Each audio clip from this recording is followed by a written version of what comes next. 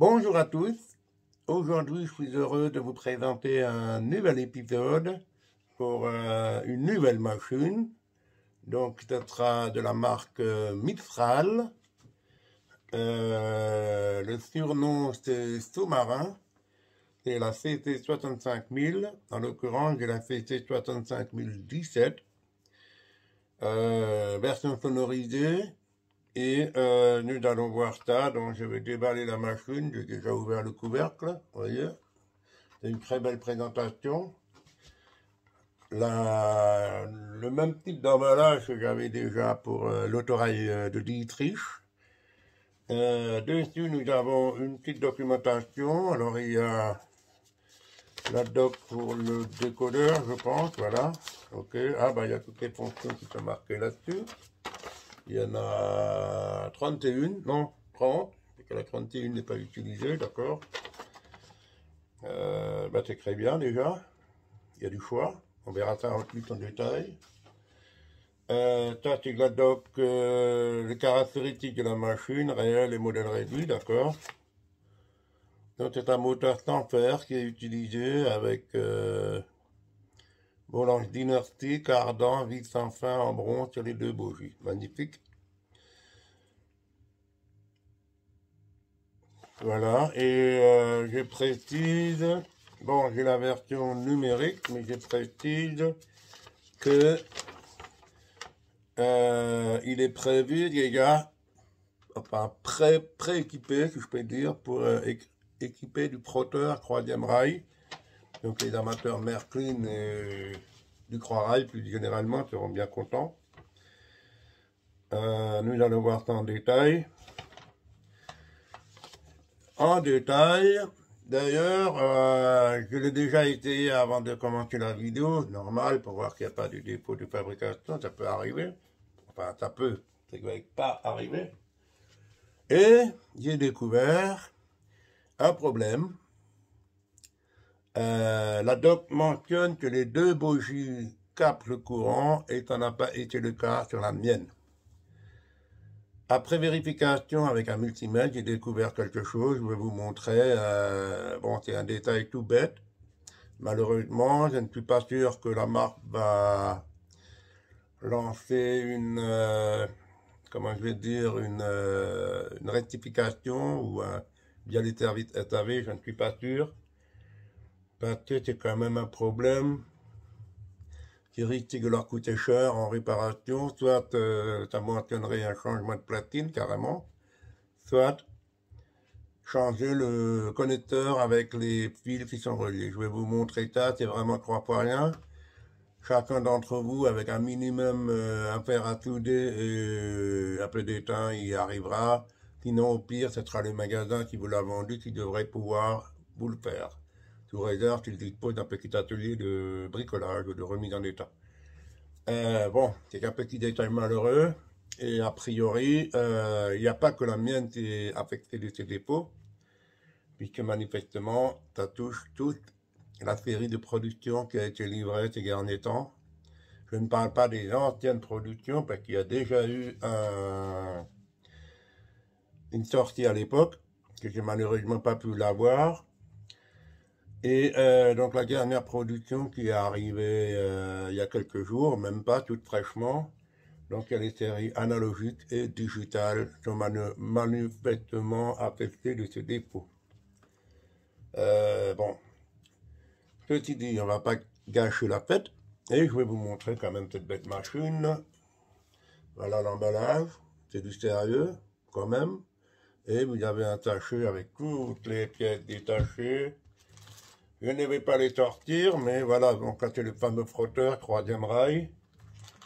Oh là là, il y a plein de petites pièces, je ne sais pas trop où ça va. Bon, il y a sûrement les super détaillages de la traverse non équipée. En fait, celle qui est équipée du crochet, donc de la clave. Il y a encore des détails, je ne sais pas où ça va. Il faudra que je vois ça en détail. Bon, bref, il y a la doc. La notice va montrer. Ah, ça c'est les fameuses roues de rechange avec les caoutchoucs, d'accord. Qu'est-ce que c'est ça encore, les attelages. Oui, ça doit être des attelages, des traverses. Enfin bref, il y a pas mal de détails. Évidemment, je vais les laisser fermer dans un premier temps, puisque les attelages, j'en ai dans ma boîte. Donc je remets tout ça là-dedans. Voilà. Ok. Ça c'est quelque chose. Le frotteur aussi. Et je vais sortir la machine du coup.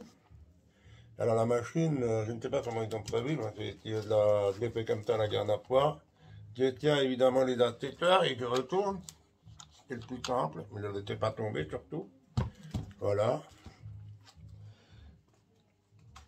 Et la machine est fixée avec une vis, 6 pans, pardon, et une clé disponible pour la libérer.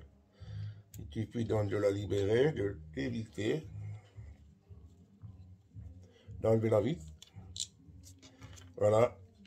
Et la machine se lève tranquille de son support. C'est très bien, c'est propre. J'ai une petite ramassé la boîte, voilà. Je vais la remettre dedans. La vis avec pour pas les perdre. Comme ça. So, c'est très bien. Ah oui, donc effectivement, en fait, il y a un cache à mettre sous la poutre. Effectivement, il faudra normalement mettre une cache si le livre arrête, c'est la décoration qui se met autour. Bon, je ne vais pas le faire dans un premier temps, puisque le but, c'est de la tester. Je vais sans doute la remettre dans une boîte pour le prochain temps. C'est que je n'ai malheureusement pas la place dans la vitrine pour mettre toutes mes machines, donc je suis obligé de les remettre dans les boîtes. Donc du coup, allez, la présentation du matériel. Je vais prendre mon appareil photo, je vais avec. Voilà. La machine, voilà la fameuse machine de sous-marin. On va faire une petite présentation rapide. Donc une présentation rapide. Vous voyez, comme c'est pas personnellement, je trouve que c'est super bien détaillé, la cravache des chocs, les multiples détails, c'est mis accouplement. Les tampons ne sont pas à ressort, dommage d'un côté, mais bon, c'est pas une obligation. Ils ont l'air costauds, par contre, ils sont bien fixés. Il y a plein de petits détails, c'est incroyable. Je vais essayer de zoomer sur la machine encore, voilà. Comme ça, nous pouvons voir un peu les marchepieds. Non, ce n'est pas des marchepieds, pardon. Si, c'est pour monter effectivement sur la traverse. Enfin, je suppose, je n'écoute pas cheminot, donc je n'ai pas utilisé ces machines. J'ai simplement vu à Mulhouse, au milieu du chemin de fer, un exemplaire. Donc effectivement, c'est une très belle machine. Il y a 4 feux, 2 en haut, 2 en bas. Et la cabine est bien en retrait de l'ensemble, c'est qui lui donne le surnom de sous-marin. Alors les vitrages, peut-être un petit reproche à ce niveau-là. On dirait surtout sur le côté, peut-être moins en face avant.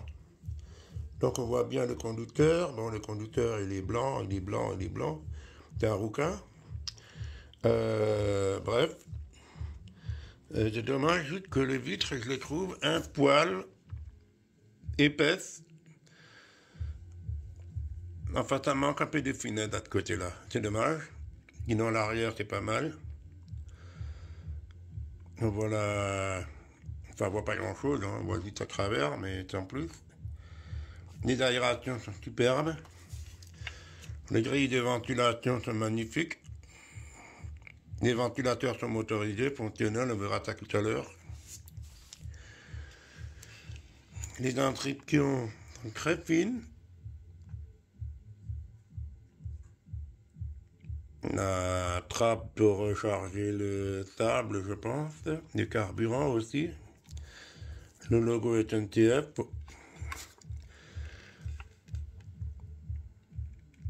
Le numéro CC 65017. Vous voyez, les grilles sont très fines. Les bogies très fin également, magnifique.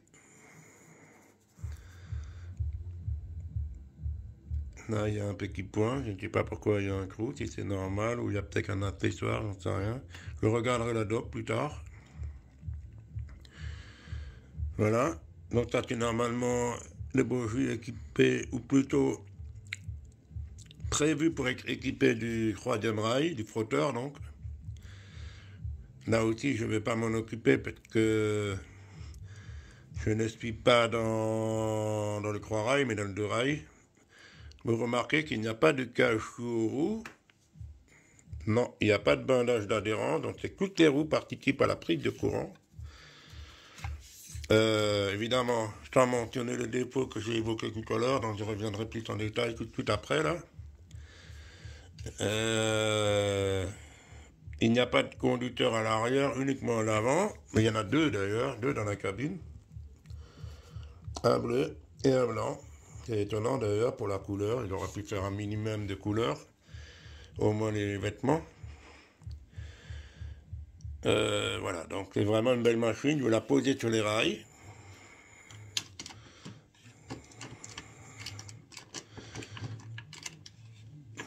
Comme ça, donc pas de bandage d'adhérence. Vu le poids qu'elle possède, je pense qu'elle n'aura pas de souci à tirer une belle rame. D'autant plus que je n'ai pas de rampe. Je n'ai pas fait montrer les sifflets également, qui est plutôt fin, les essuie-glaces. Voilà. Je vais caler mon appareil photo. Voilà. Je vais commencer à boire un peu de Kia dans les fonctions. Alors, avant d'enclencher le moteur, nous allons voir déjà l'éclairage. Voilà. Réversible. D'accord. Donc le feu en haut n'est pas fonctionnel, donc c'est parce que j'ai une version plus récente. Je pense que la D60DB, elle, doit être équipée des feux en haut. Ok.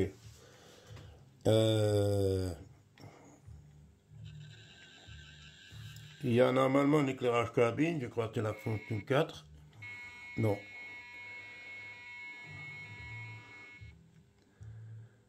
Je ne sais plus, il faut que je regarde la doc, pardonnez-moi. Je vais regarder rapidement. Donc on va commencer doucement. Alors on va faire l'avertisseur. L'avertisseur haut, F2. Avertisseur bas, F3. Ok. F4, qui sont les ventilateurs des radiateurs. La taguette ventilo.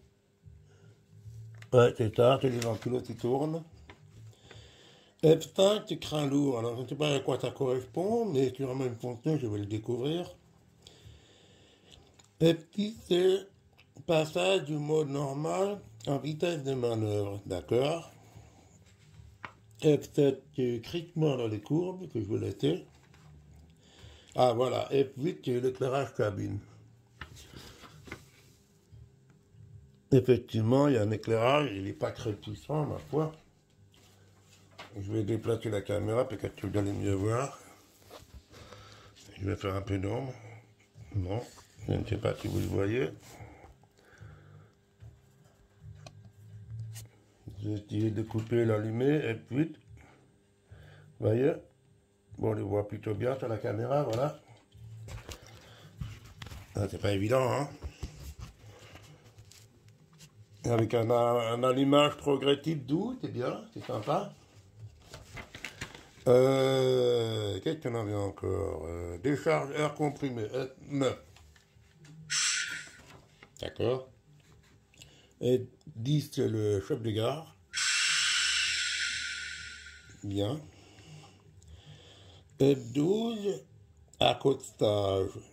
Bon, qu'est-ce que c'est l'accostage? Je ne sais pas trop. Ah, je suppose que c'est quand ils vont se tamponner, sans doute. Non, j'entends rien. Qu'est-ce que nous avons? F11, c'est les bruits d'accouplement. Ok. F13 et 14, extension cabine 1 et cabine 2. D'accord, c'est pour éteindre les feux. D'accord, donc je vais éteindre la cabine 2, F14, pour éteindre les feux à l'arrière, qui me permettra de tirer une rame. F15, contrôle du volume. Donc je ne vais pas trop y toucher. F16, avertisseur de gare. D'accord.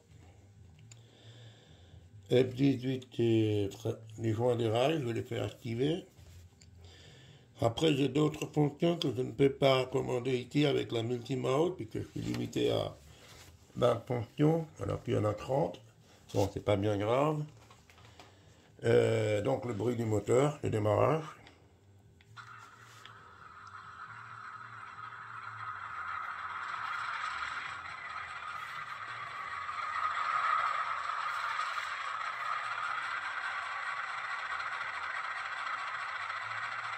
Plutôt sympa. Ok.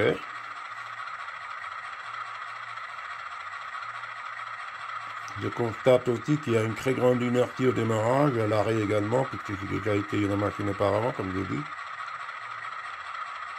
Donc ça met un sacré temps à démarrer. C'est du lourd, quoi. Très lourd même. Il y a de la molle automatique, il est toujours pas prêt à démarrer.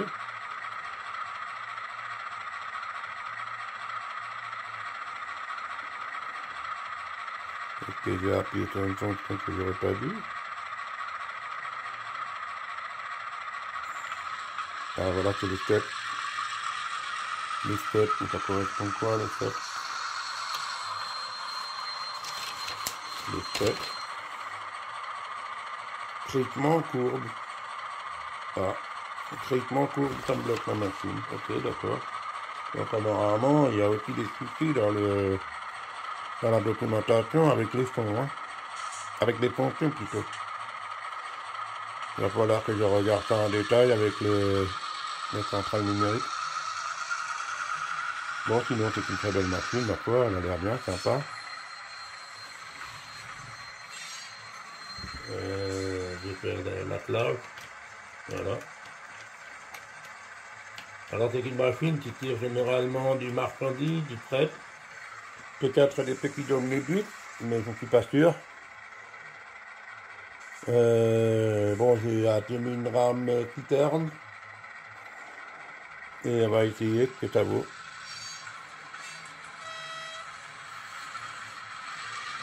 Un petit écho, je pense qu'il aurait dû mettre un petit écho au ticket, ça aurait été un top.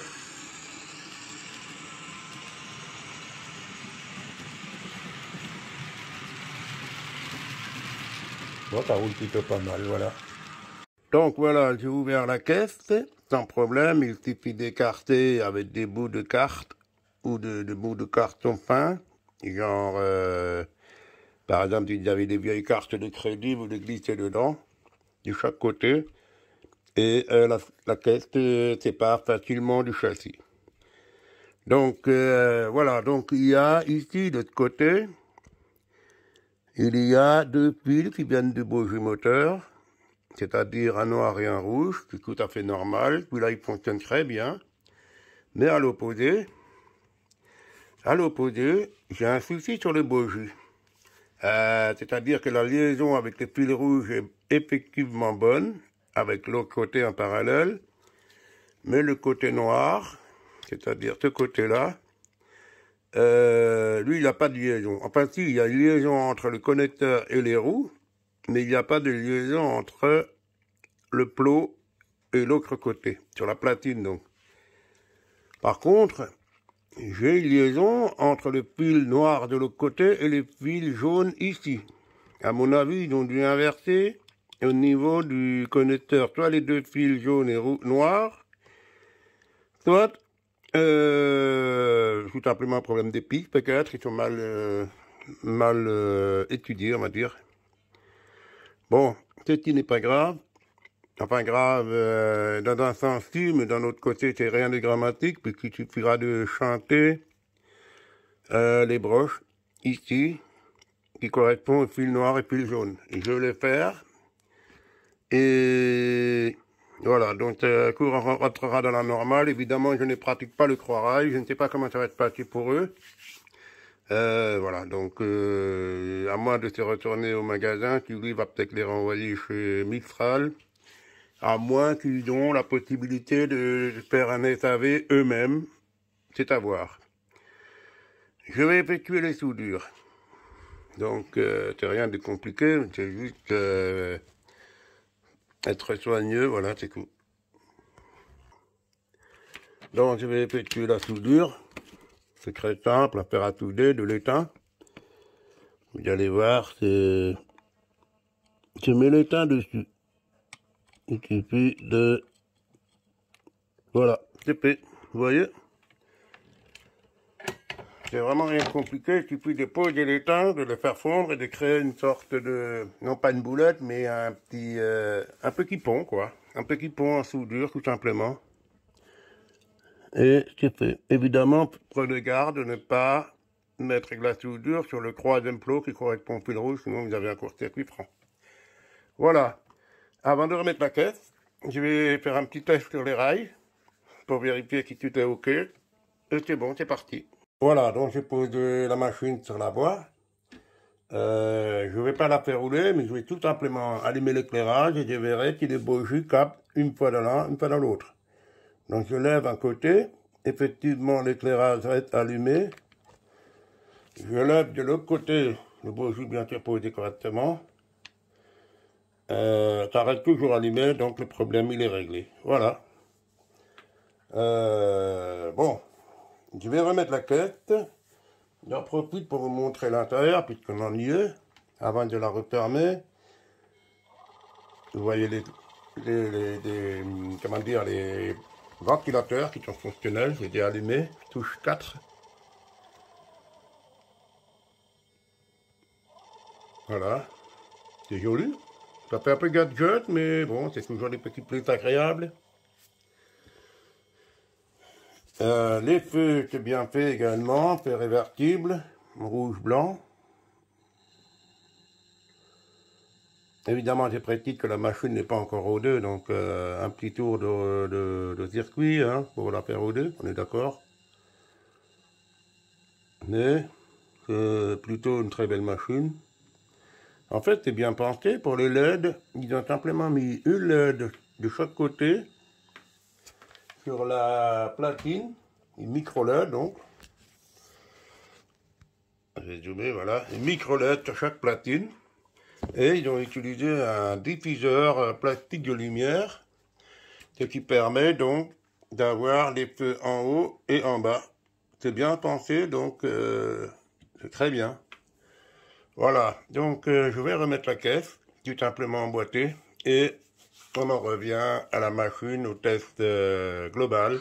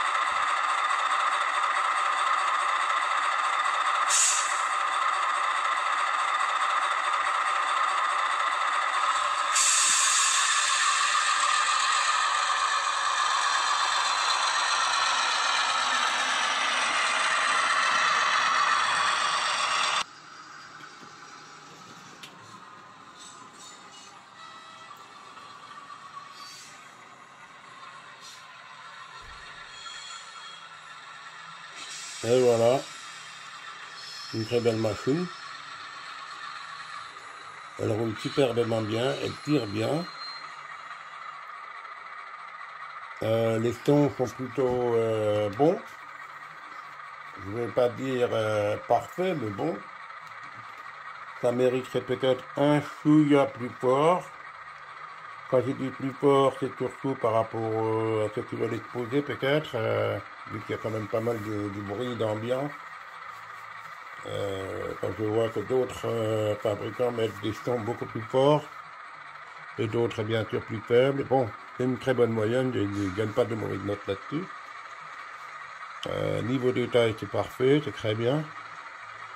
Juste peut-être les vitres un peu plus soignées pour la marque. Et ma foi,